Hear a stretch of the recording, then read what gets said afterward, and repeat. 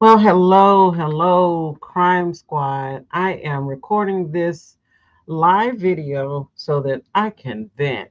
I just need to get it out of my system and move on with the day ahead. So, thank you if you're joining me live. If you're listening to the replay, thank you for watching that as well. I certainly appreciate it.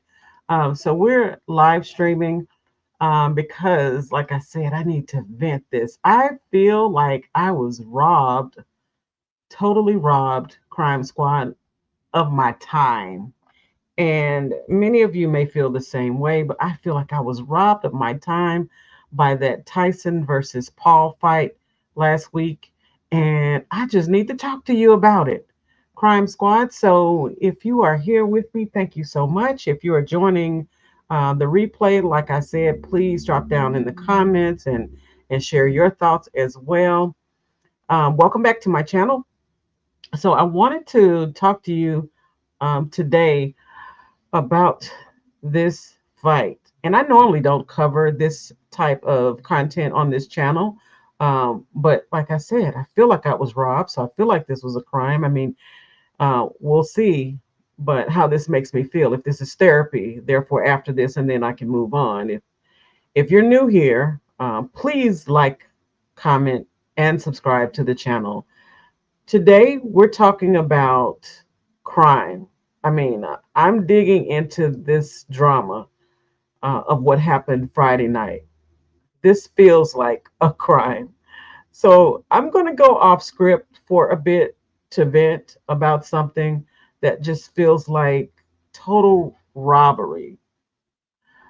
Crime Squad, just bear with me as I kind of bring this all together.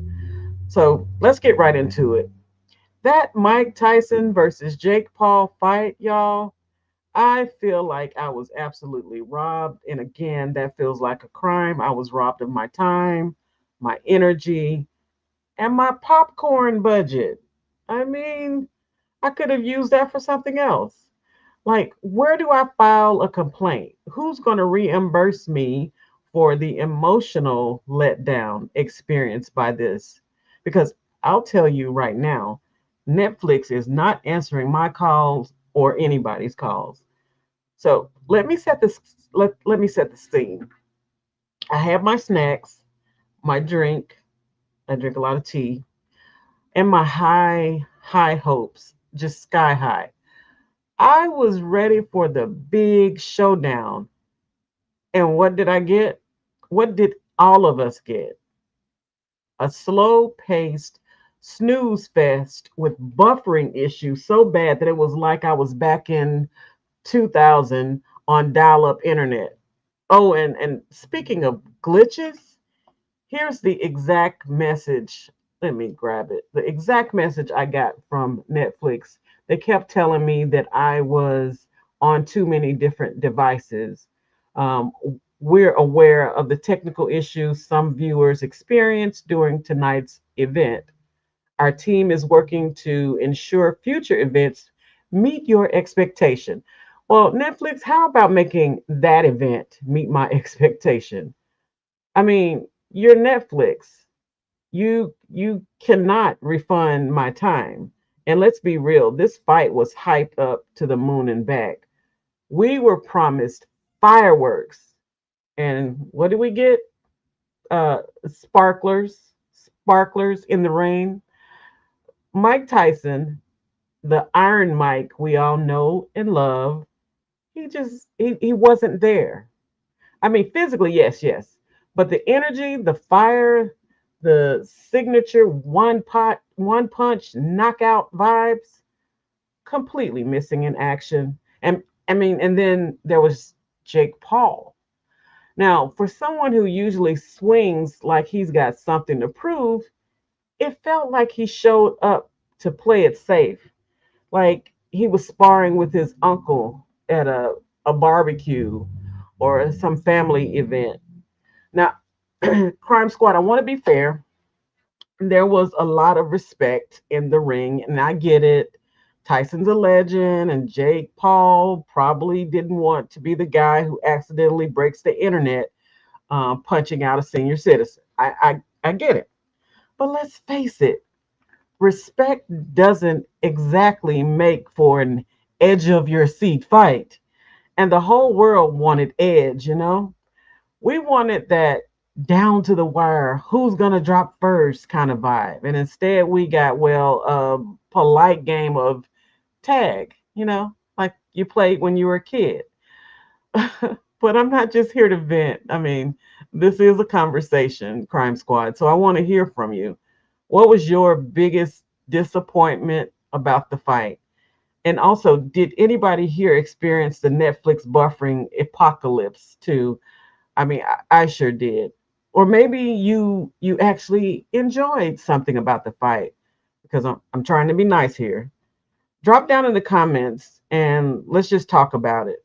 Now, I want to keep things balanced. I'm going to break down the top three things I liked and the top three things I didn't like. And like I said, I just want there to be balance. I don't want to go and bash the whole thing because it wasn't all bad.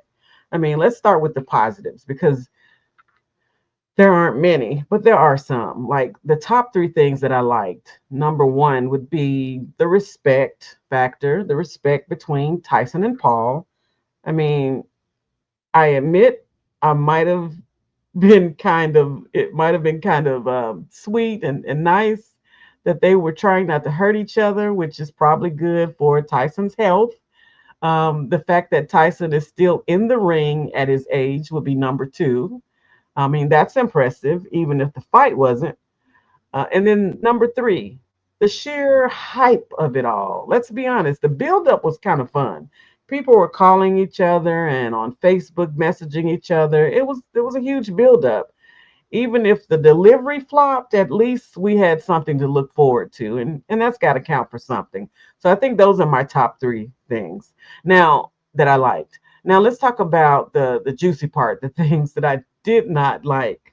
Oh my gosh, and I've talked about one of them so far, but we'll get into it. So top three things I would say would be the pacing of the fight. Oh my G, it was slower than a DMV line. I mean, did anyone even break a sweat?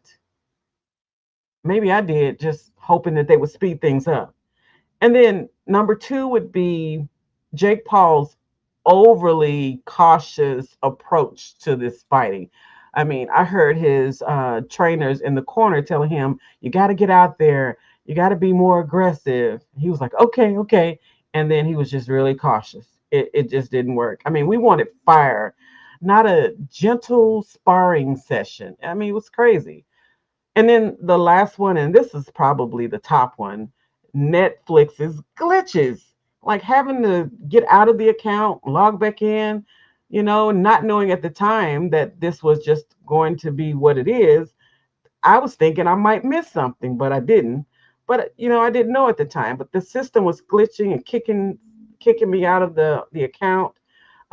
Seriously, how do you drop the ball on live stream? They're Netflix. How are they not the king of streaming? How are they not considered like the big titan in the world of live streams and they drop the ball? I mean, we might as well go back to blockbusters. So, anyway, there you have it, Crime Squad. That's my full breakdown of why I feel like my time was stolen, and the worst things about it as well. So, um, but was it worth the hype? Absolutely not. Was it the worst thing ever? Absolutely not. So, I mean, there were good and some bad things about it. And I do like the events where we bring the world together on something. And so, oftentimes, it's some terrible crime, like a Wade Wilson case or OJ Simpson case or something big like that happens. So this wasn't terrible in that sense when you compare it to other things that could have been worse. And it did bring families together and a lot of people talking about it like we're doing here. But Crime Squad, this is your turn. This is where you take over. I want to know in the comments, what was the thing or the things, what were the things that you liked the most about the fight or the match if you got a chance to watch it? And then what were the biggest letdowns for you? Maybe you did actually like the fight. Did it meet your expectations, or do you feel like you too were robbed? So let's get the discussion going. And if you enjoyed my rant, and I appreciate it sincerely, or just being a part of the Crime Squad, please don't forget to hit the like button, subscribe, and turn on notifications so you never miss a chance to hash out some drama with me. All right. Well, thanks for listening. And as always, stay safe, stay smart, and we will see you in the next one.